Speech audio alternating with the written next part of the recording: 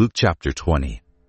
One day, as Jesus was teaching the people in the temple and preaching the gospel, the chief priests and the scribes with the elders came up and said to him, "Tell us by what authority you do these things, or who it is that gave you this authority."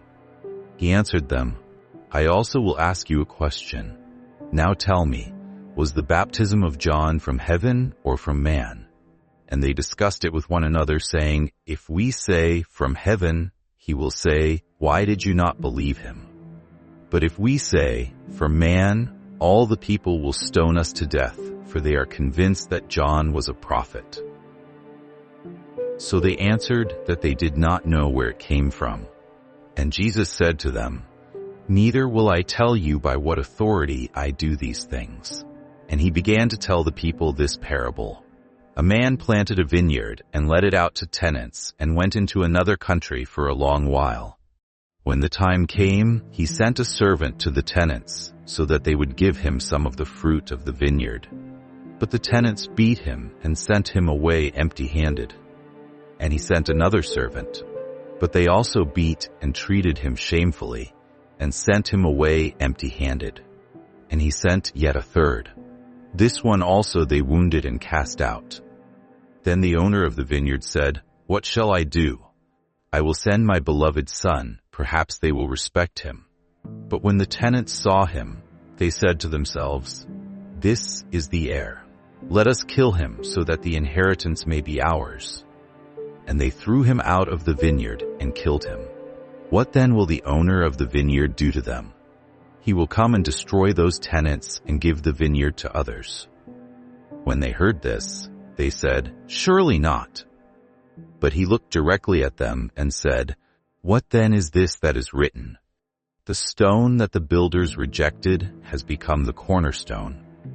Everyone who falls on that stone will be broken to pieces, and when it falls on anyone, it will crush him."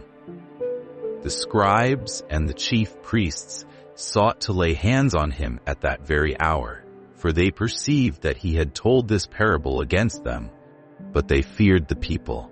So they watched him and sent spies, who pretended to be sincere, that they might catch him in something he said, so as to deliver him up to the authority and jurisdiction of the governor. So they asked him, "Teacher, we know that you speak and teach rightly and show no partiality, but truly teach the way of God. Is it lawful for us to give tribute to Caesar or not?" But he perceived their craftiness and said to them, "Show me a denarius. Whose likeness and inscription does it have?" They said, "Caesar's." He said to them, "Then render to Caesar the things that are Caesar's, and to God the things that are God's." And they were not able in the presence of the people to catch him in what he said. But marveling at his answer, they became silent. There came to him some Sadducees, those who deny that there is a resurrection, and they asked him a question, saying, "Teacher, Moses wrote for us that if a man's brother dies, having a wife but no children, the man must take the widow and raise up offspring for his brother. Now there were 7 brothers. The first took a wife and died without children, and the second and the third took her, and likewise all 7 left no children and died. Afterward, the woman also died. In the resurrection, therefore, whose wife will the woman be? For the 7 had her as wife." And Jesus said to them, "The sons of this age marry and are given in marriage, but those who are considered worthy to attain to that age and to the resurrection from the dead neither marry nor are given in marriage, for they cannot die anymore, because they are equal to angels and are sons of God, being sons of the resurrection. But that the dead are raised, even Moses showed in the passage about the bush, where he calls the Lord the God of Abraham and the God of Isaac and the God of Jacob. Now he is not God of the dead, but of the living, for all live to him." Then some of the scribes answered, "Teacher, you have spoken well," for they no longer dared to ask him any question.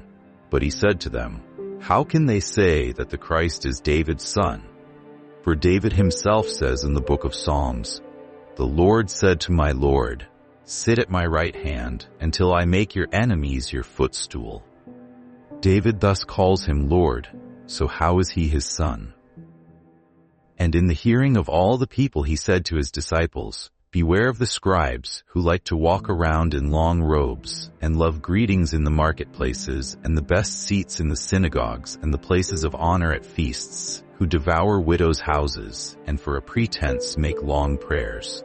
They will receive the greater condemnation.